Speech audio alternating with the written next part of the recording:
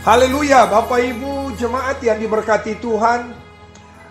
Kita menikmati perayaan Jumat Agung di 2021, tepat di hari kedua di bulan April di tahun 21 ini.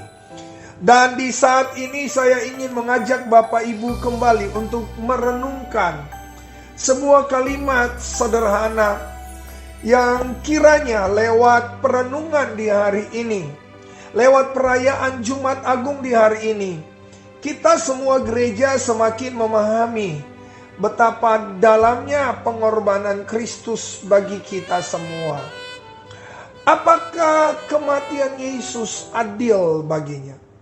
Itu sebuah kalimat yang harusnya kita pikirkan. Apakah adil Yesus mati bagi kita?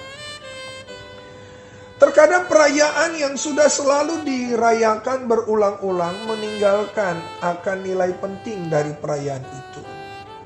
Karena setiap tahun kita merayakan, bahkan perjamuan kudus kita laksanakan setiap minggu menikmati pengorbanan Kristus, tidak serta-merta menghilangkan kebenaran yang penting dari pengorbanan Kristus.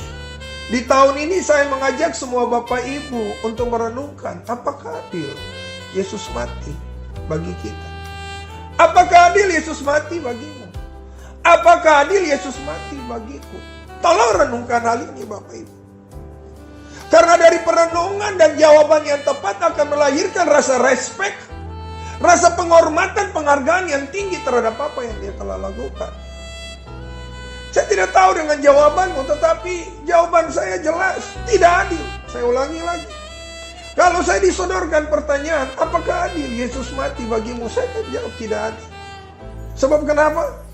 Roma 5 pada ayat yang ke-8 Allah berkata, akan tetapi Allah menunjukkan kasih-Nya kepada kita oleh karena Kristus telah mati untuk kita ketika kita masih berdosa. Sungguh tidak adil. Seorang yang benar yang gak pernah melakukan dosa mati untuk orang berdosa. Tidak ada konsep keadilan di situ. Tapi itulah Yesus. Perayaan Jumat Agung harusnya membawa kesadaran bagi gereja bahwa yang kita katakan Jumat Agung ini adalah sesuatu yang sangat tidak adil bagi Yesus.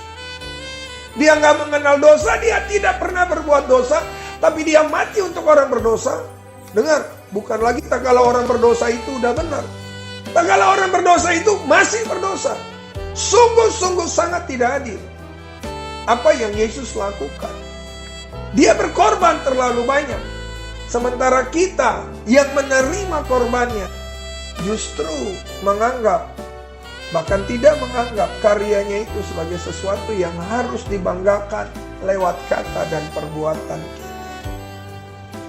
Bagaimana Yesus bisa menerobos jalan ketidakadilan ini? Saya dapati hanya ada satu jalan kenapa dia bisa menerobos ketidakadilan yang menerpa hidupnya. Dia ditentukan jadi kutuk bagi kita orang-orang berdosa. Dia rela digantung di kayu salib, padahal dia nggak semestinya digantung di sana. Dia dapat menerobos ketidakadilan ini hanya dengan sebuah kata sederhana, cinta.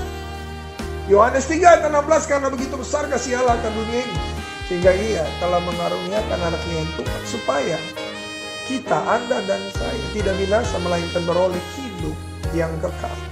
Cinta membuat Yesus bisa berjalan menelusuri jalan ketidakadilan yang menerpa hidupnya.